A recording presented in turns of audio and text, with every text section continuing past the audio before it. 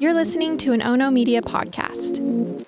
Hey everybody, welcome back to the podcast. This is Murder with My Husband. I'm Payton Moreland. And I'm Garrett Moreland. And he's the husband. And I'm the husband. Let me tell all you guys something. Let me tell you guys something. Let me tell you guys something. Let my wife tell you guys something.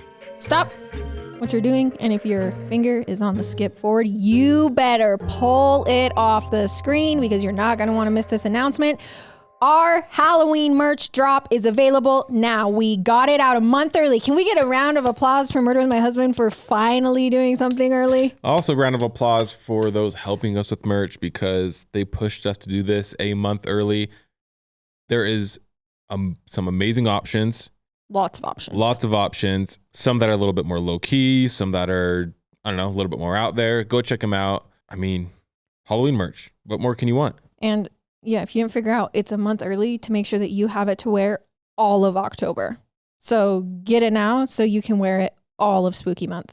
Okay, and if you are not catching our Thursday Twitch streams, live streams on Twitch, you Tuesday and Thursday. Yeah, Tuesday morning, Thursday night.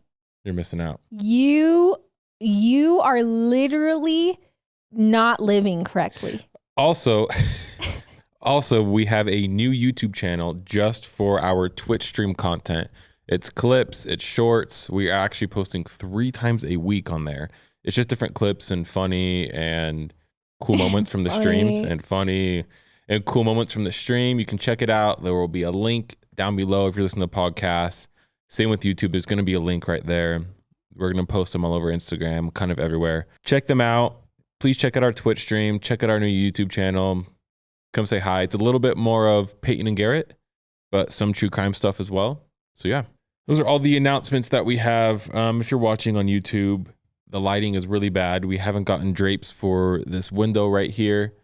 And so it's really bright and my legs look pasty white. So please don't look at them. And you can see there's kind of a lot that you shouldn't be able to see, but that's okay. Okay, was the lighting your 10 seconds or you got something better? The lighting can be my 10 seconds because... No! Take your shirt off! Take your shirt off. Because we've had a lot of announcements and I know some people are like, oh my gosh, you guys are talking too much. Yeah, that's kind of what we got. I've been playing pickleball again. I just started playing pickleball again. So that can be my 10 seconds. And next week I will have a hot take for everyone. So be ready. On that note, let's hop into today's case. Our sources for this episode are ABC News, chillingcrimes.com, Oxygen, Medium, Wikipedia, mamamia.com, cbsnews.com, Deseret.com, Court News Ohio, Supreme Court Ohio, 2020 on Hulu, and happyscribe.com. All right. Sense of community is important. I mean, whether we live in a city or a small town, most of us have neighbors nearby that we do count on from time to time. Whether we're close enough to ask them for a cup of sugar when we're out, or to grab the mail when we're away, or if you're our neighbors and Garrett left the hose on in the pool and suddenly our house is flooding, they could also go turn the hose off as well. Would like to clarify that I did not leave the hose on. The people that clean our pool left the hose on, and our wonderful neighbors did go and turn the pool off or the hose off after our house was flooded, but it didn't get into our house. But neighbors can also help with crime. If, it's just having someone's door to knock on and say, hey, my bike's missing. Did you take it? Or have you seen anyone suspicious in the area? Neighbors are supposed that wasn't even in the script I just said. Did you just make that up? I could tell because all of a sudden I heard you rapped. Anybody suspicious in the area? Neighbors are supposed to look out for each other. They should be people that you can count on. It's even written in the Bible, thou shalt love thy neighbor as thyself. But in reality, many of these people are perfect strangers to us, with nothing more in common than buying a piece of property in close proximity to our own. They have their own lives, their own history, and their own secrets that usually aren't disclosed when they buy the house next to you. Which is why today's case will truly make you wonder, how well do you really know the person that's living next door to you? So today's story actually takes us to the rural farm town of Metamora, Ohio. It's about 45 minutes outside of Toledo, and it's pretty much what you imagine when you think of the rural Midwest.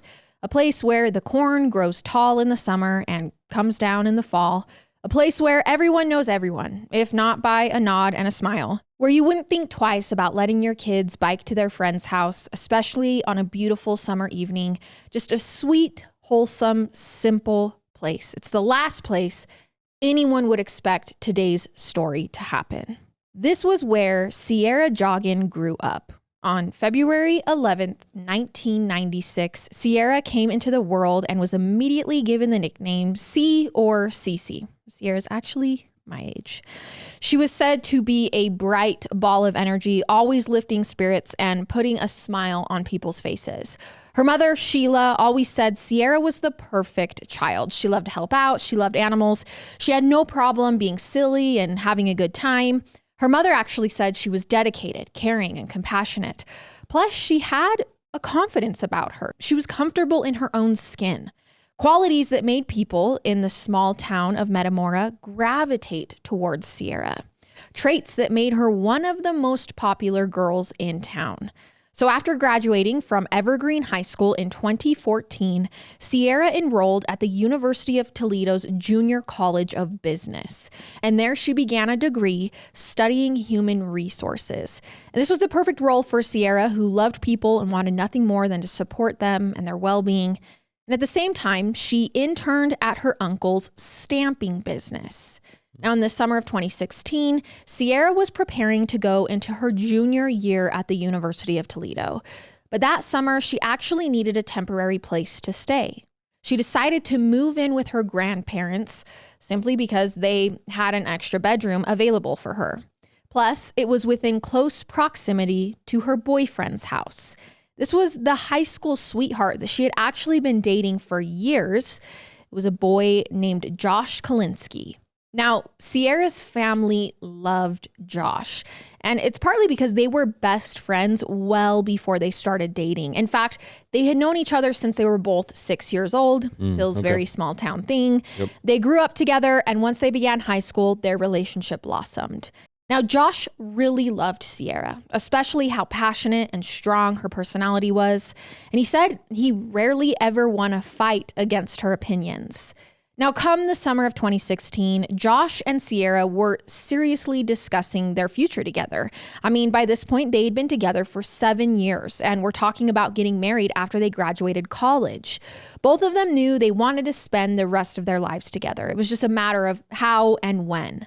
Only that all changed on the night of July 19th, 2016.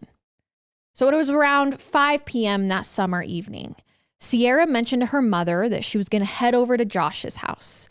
She planned to take her purple bike over as she had once or twice before. It was about a 6-mile bike ride. So on a warm summer's evening, the ride was definitely going to be sweaty and exhausting. But Sierra, who had been known to skydive, literally loved a good adventure.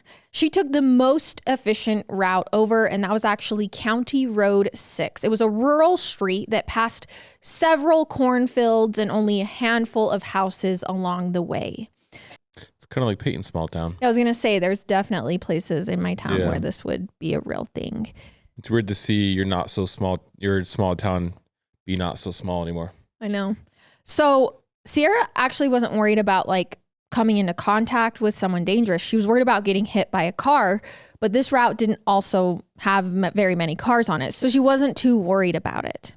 So when the 20-year-old Sierra finally made it to boyfriend Josh's house, she was sweaty and said she regretted riding her bike that far in the heat.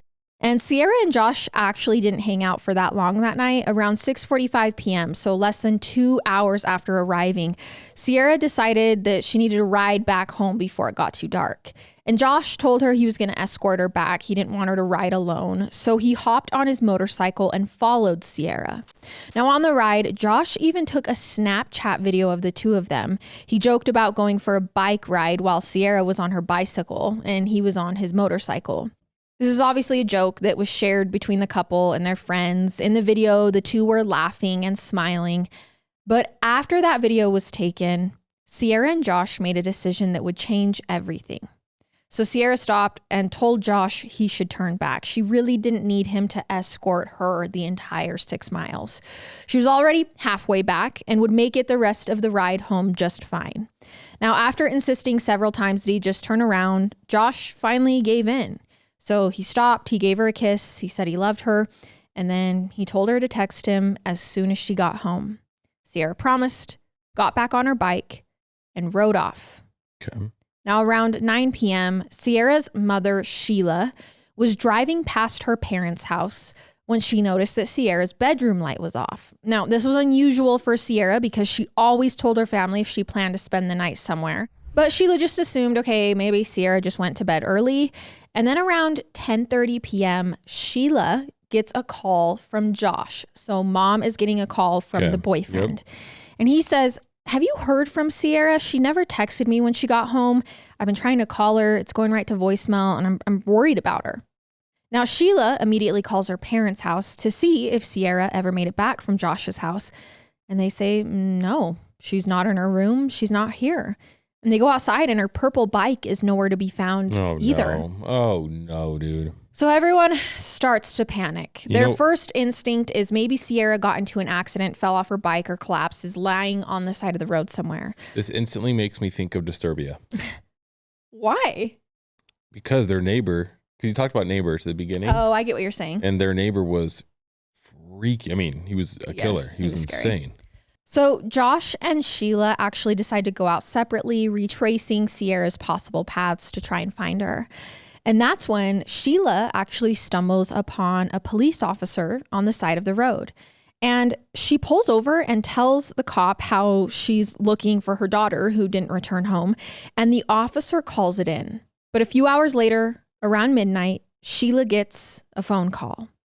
A bunch of police officers have been called down to County Road 6. This is obviously the same road that Sierra had been riding home on. Okay. Turns out, just a short time before that, a police deputy was traveling down the road when he noticed a row of matted corn stalks leading from the road into the field. So he pulled over, followed the path of broken corn stalks, and he found an abandoned purple bike out in the field. Oh my gosh. Okay. First of all, good police officer. Right. It was actually less than a quarter mile away from Sierra's grandparents' house. Like, that's how close she had gotten. There was no sign of Sierra. It was just her bike standing upright, propped up on its kickstand. There was no damage. Even the water bottle was still in its holder. There were, however, signs of Sierra's DNA because there was blood on the handlebars and on the seat of the bike. So police immediately spread out looking for any more evidence of where Sierra might have gone. Why would they put the bike and just, anyways? They find a few clues, okay? But I mean, also keep in mind, they're just like scouring fields. They find a screwdriver, they find a sock, they find a pair of men's sunglasses. They actually do find some small streaks of blood on some of the corn stalks. And they also find motorcycle tracks. So for now, officials keep these other pieces of evidence under wraps. They don't want what they found getting out to the media and disrupting any part of their investigation. But now Sierra's friends and family are fearing the worst. Sierra obviously didn't just get in an accident. It appears that she had been targeted, maybe even kidnapped. Now, the goal is finding her and bringing her home safely. So there's Facebook pages and missing persons posters and a reward of $100,000 from an anonymous donor. Wow. But the day following her disappearance, there's also a new and very vital clue. A farmer goes to the police with a motorcycle helmet that he had found on the side of the road the night Sierra had disappeared. He said he actually stopped and picked it up because he thought it would be good for his son. Only after he picked it up, he noticed it was covered in blood. And then when he saw the news about the missing Sierra the following morning, he feared that there was probably a connection and he brought it in right away. So now we have motorcycle tracks at the scene of the crime and a motorcycle helmet that is covered in blood. And there's one person in close connection to Sierra who has a motorcycle that was actually the last person to see her alive. And it was her boyfriend, Josh. Okay. So Josh is brought in for questioning, and the first thing police ask is, did you and Sierah have any sort of fight the night that she disappeared? And he's like, no. Now, Josh is visibly nervous, and he even tells the police that he's nervous. But I mean, who wouldn't be nervous in this situation? I just feel like I'm going to be completely mind blown if it's Josh. I mean, maybe not that mind blown. I think I'll be sad. No matter what happens, I think I'm just not expecting it to be Josh. Okay. So he actually tells the police, he's like, listen, I know that like I'm probably a suspect and I need to be eliminated. And so he is as helpful with the police as he can be. He draws them a map of the route they took home. He allows them to even search his home, his truck, his motorcycle. There, they do find a pair of overalls with blood on them. But Josh is like, please take them, test them. It's deer blood. I was on a hunting trip. This is something that is confirmed by forensic analysis later. Not to mention, everyone who knew Josh and Sierah and Garrett said they had a great relationship. Sierra's family never for a minute thought that he was involved. And after looking into Josh, the police say there isn't really a single piece of evidence suggesting that he had any motive or anything to do with Sierra's disappearance. This is pretty out there. But if you died randomly, I mean, I know your parents are probably listening to this. I hope they wouldn't think, oh, maybe it was Garrett. Because if they do think that, then I think I need to rethink my relationship with them.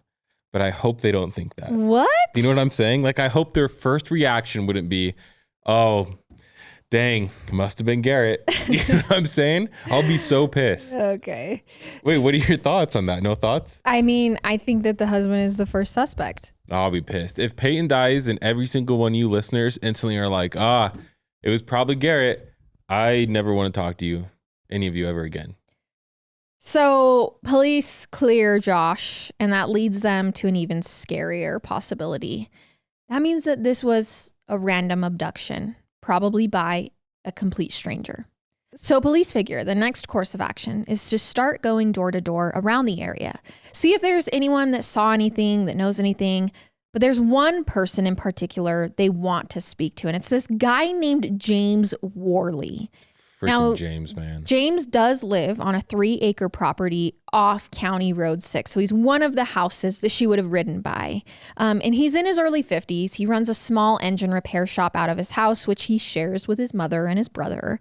And the reason police want to talk to him is because he's kind of a loudmouth. He's always calling into the police department with different complaints in the area, suspicious vehicles driving by, parties. He's a little snitch. So they figure if James Warley knows something, he will probably sing, and he probably was out looking. Yeah. And sure enough, when they knock on the door, James answers, and he immediately starts setting off red flags. So when police mention that they're there to ask about the missing girl in the area, James goes, oh, yeah, I know exactly the area you're talking about right up the street. He says, my motorcycle actually broke down right near there earlier on the day she disappeared. And then he says, yeah, somewhere during that time, I was trying to fix my bike and I lost my screwdriver and my sunglasses and my helmet. What? All of those things were found at the crime scene. And he just instantly just is like, hey guys, this is what's going on. Yeah, he says earlier, before she was abducted, my motorcycle broke down and I lost all that stuff. Got it. So police are also noticing that while he's telling them all of this, he has what looks like a bunch of fresh scratches and bruises all over his arms. But James continues gabbing on about his story. He says he realized he couldn't fix his bike. He decided to roll it into the cornfields to hide it for a bit. He said he walked home and came back to get it with his truck later. But while he was doing that, he actually spotted a purple bike in the cornfield as well. And he says he picked it up from its side and put it on its kickstand. Now, all details that are not exactly public, and James probably shouldn't have known that the purple bike was standing straight up. Also, unless he was there. Which he is saying he did do it. But wouldn't he, I guess the crazy part too is the blood. Like, because there was blood on the bike as well. Wouldn't he have noticed? And also, like, why, if a bike's laying down, what was putting it up right and then leaving it? Yeah. No, you know what I mean? I'm not believing James right now. But then he says something even more triggering to the police. He says, I'm not out there killing chicks, dude. He then goes on and on about how he has plenty of girlfriends and he meets women online. He doesn't need to be kidnapping and killing 20-year-olds. But that's exactly something who kills young women would say. Yeah. especially because police know James Warley already kind of has a bit of a criminal record, which is probably why he was always so eager to rat other people out. Like in 2000, he was convicted of growing marijuana and possessing weapons while on disability, which is actually a third-degree felony. He was released in 2002, 14 years earlier, but prior to that, James had served time for a much more violent offense. So back on July 4th, 1990, we're going back in time. A woman named Robin Gardner was living in White House, Ohio. It's about a 25-minute drive from our small town where our story takes place. She was about the same age as Sierra when she decided to go out for a little bike ride before their family barbecue. Just a good 4th of July bike ride. Robin said about a mile away from her house, she actually noticed a truck coming up behind her and that it hit her, sending her flying into a ditch along the side of the road. She says the man then stopped the car, got out, asked if she was okay, but meanwhile, he was actually approaching her menacingly. Then she noticed the hammer in his hand just before he hit her over the head. She said the assailant then dragged her back to the car and tried to force her into handcuffs, but Robin fought back against the 6-foot attacker with every ounce of strength she could muster after being run over and hit on the head with a hammer. Yeah. And it actually worked. A passing motorcyclist stopped when he saw the struggle. Robin hopped on the back of the stranger's bike and got away from the scene with her life. Now, when she got home, Robin immediately called the police, who worked fast and actually tracked down her attacker. Who was it? 31-year-old James Warley. What a surprise, James. Again, this was back in 1990. So James was charged with kidnapping. He took a plea deal, which meant he only served 3 years behind bars. So by the mid-90s, he was actually back on the streets of Ohio. And guess what? He attacks another woman. Dude, I say this so much, and I will continue to say it, but it will always continue to bug me. I will never understand. Like when someone gets out for doing something insane like that, they go and do it again, they get put back in, and they get out again. And then the next time they escalate and kill the person. And then someone actually finally dies. Like at some point, yes, I know that James, obviously it's his fault, but at some point, our justice system has to take accountability. I don't know, man. I know it's complicated. It's just frustrating. So then in 1996, this would be 6 years later, and actually the year that Sierra was born, Claudia Tinsley from Toledo was leaving her house one afternoon when her mother asked her where she was going and who she was going with. And Claudia just pointed to a truck parked outside. Claudia hopped in the passenger side of the car, and after that, she was never seen again. When her mother went to the police to describe the man in the vehicle, it led them back to none other than Mr. James Warley. Now, James actually said, okay, he was the one who picked Claudia up. The mother was right. And he said he drove around with Claudia for about 45 minutes and then dropped her off at some unknown location. And to this day, Claudia's body has never been found. Holy crap. And James has never been charged with her disappearance, besides admitting that he was basically the last person she was seen alive with. However, knowing all of this, I mean, the first girl was on a bike in his truck. The second girl has never been seen again after being with James. And now we have Sierra, who was also riding a bike and is missing right next to his house. And the crime scene he claims he was actually at. So police are like, we have our number one suspect. So on July 22nd, 3 days after Sierra was declared missing, police returned to James Warley's house with a search warrant. And this time, James was a little less forthcoming, but he let the police in to search his home anyways. And inside, police don't find anything of note.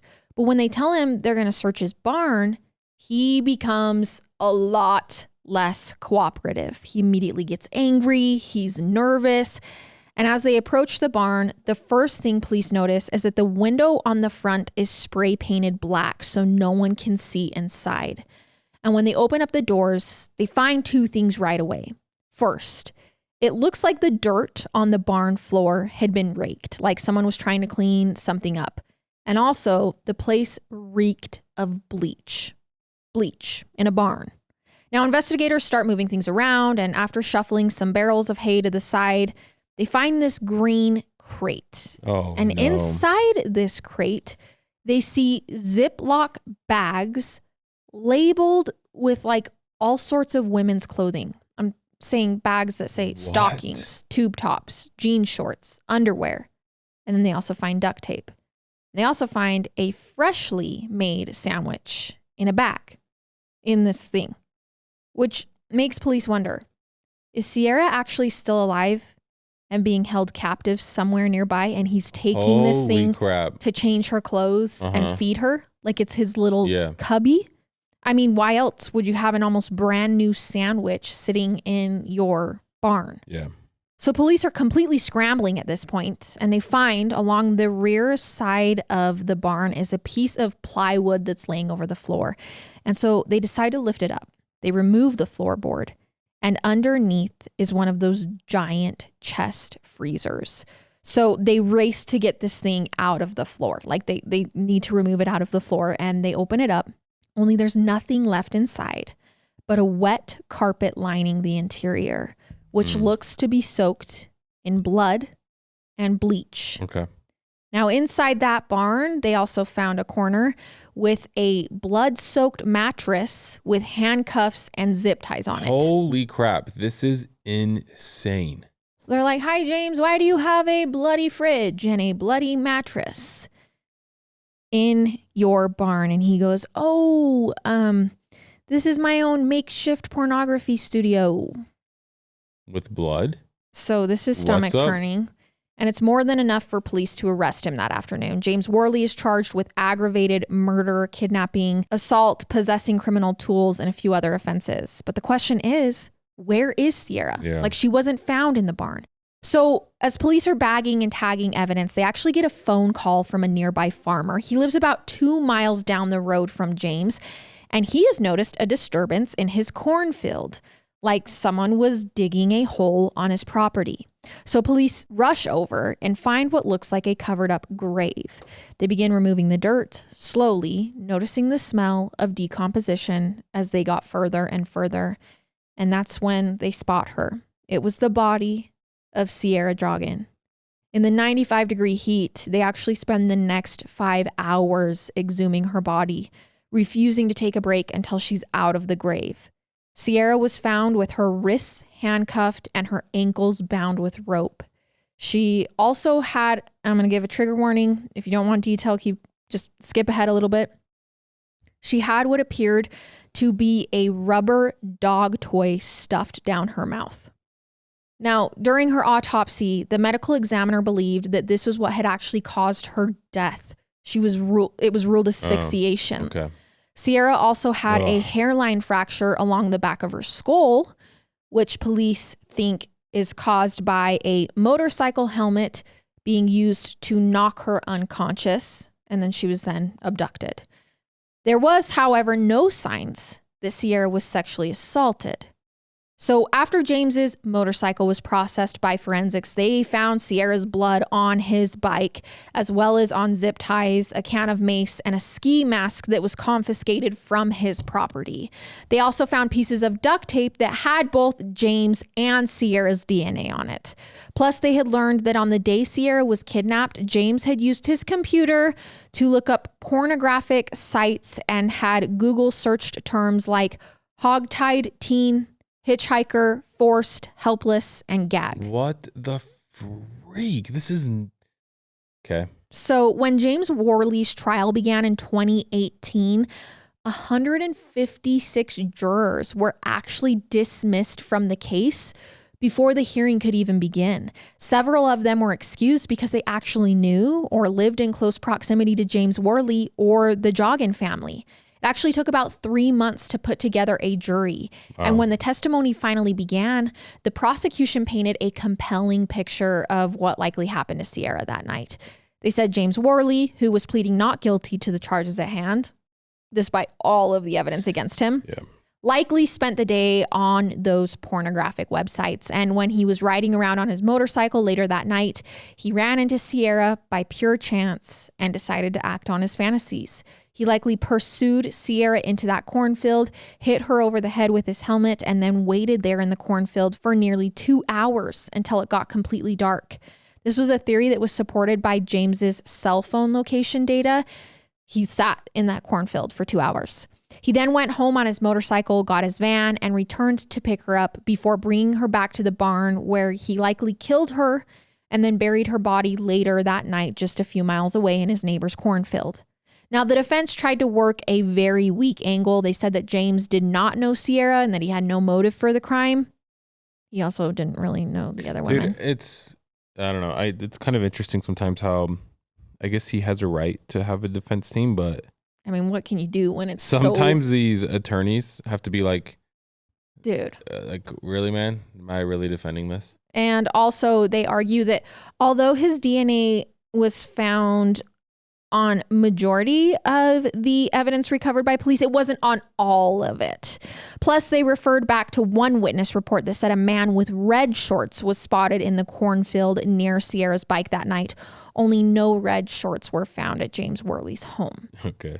Now, ultimately, the case against James Warley is stronger because the star witness for the prosecution was Robin Gardner, who said, like Sierra, way back when, she was also a strong, independent woman who just so happened to cross paths with the monster that was James Warley, but she got away with her life and Sierra didn't.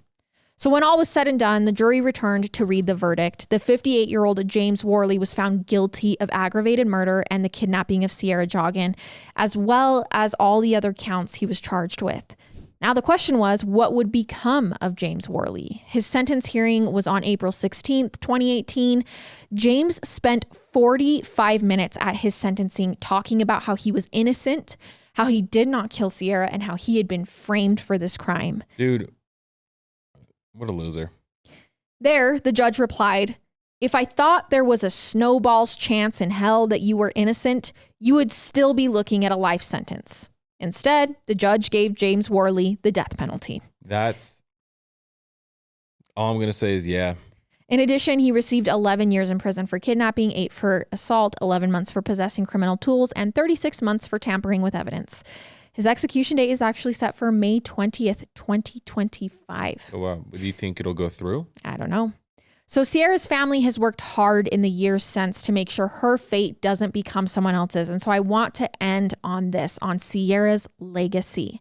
Not only has the family carried on her legacy through a nonprofit dedicated to keeping their community safe from repeat offenders, which is what Garrett already said, Sierra's death also sparked the creation of a new bill that has been passed through the Ohio Senate.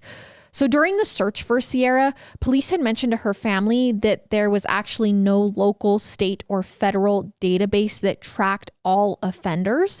But her family believed if something like that was available to law enforcement, they may have noticed that James Warley, who had already done this to basically 2 other girls, one that was on a bike, if his name had popped up immediately when they ran the people around the area that she disappeared, they might have caught him before he killed her. How does that not exist? Right. So in December of 2018, the family helped to get a new law enacted known as Sierra's Law. The statute led to the creation of a violent offender registry in Ohio. So while the public can't access the site online, they can go to their local sheriff's office and request that the search be performed on their behalf, thus making sure that none of their neighbors are a threat to their family, or if their daughter goes missing, they can say, "Hey, police, please run and see if there's any violent offenders near this area." Sierra's family also filed a wrongful death lawsuit against the Warleys, and it was settled in 2018, and the family actually received over $3 million. But more importantly, they won the rights to the 3-acre property where Sierra was killed, which meant that's awesome. Sierra's family and friends would no longer have to drive down County Road 6 and look at the barn where Sierra's life was taken. And this is because the family, obviously, after getting ownership, had the barn destroyed. Now, Sheila, her mother, told reporters, "I'm not going to lie. There is an emotional gratification in tearing down and burning something that you loathe so much. We look forward to removing the darkness and opening it up and letting the light shine in." And that is the story of Sierah Joughin. Yeah, I think just so sad, heartbreaking, and senseless. It's senseless. And again, just so frustrating when someone who's been let out of prison or out of jail for something so violent. Violent offenses. I guess there's 2 ways to look at it. I'm pretty sure someone last time did put the statistic down, and it was the percentage was really high of those that do reoffend for violently. Yeah. But it also is hard because it does, how do I say this correctly? Ruin the chance or take away from those who don't reoffend and who do change reform. And who do reform. Because honestly, all that is going to stick out is those who continue to reoffend, because that's going to overpower the good, because it usually just does. So, and obviously there are more answers, like we could maybe possibly change the reformation process or whatever, but as it is right now, too many violent offenders are getting out and eventually killing people. Yeah. Sad. Like, how many times in these cases is it, oh, well, he kind of already did this, or she kind of already did this, and now it's honestly ridiculous. Now it's happening again. All right, you guys, that was our story for this week, and we will see you next time with another one. I love it. I hate it. Goodbye.